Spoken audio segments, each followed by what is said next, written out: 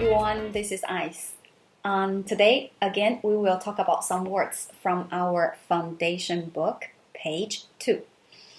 And today, the words we want to talk about is called 午, W-U, third tone. 午 in Chinese means noon, noontime. In daily life, we can use it to combine with 上, means on top. 上午 in Chinese means morning, means above the noon. And 中午, 中 means middle. So 中午 means noon, noon time.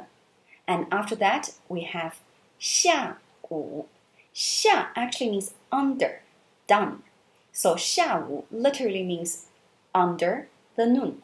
Then that's afternoon. So 上中下. 上午中午下午. And if 上午中午下午 is not easy for you to remember, you can simply just imagine the calendar on your cell phone. For example, on top, that's morning, middle, that's noon, and after that, done, that's afternoon. So 上午中午下午. So in that case, it's very easy to see it as a kind of like timetable way. So 上午中午下午上午中午下午上午中午下午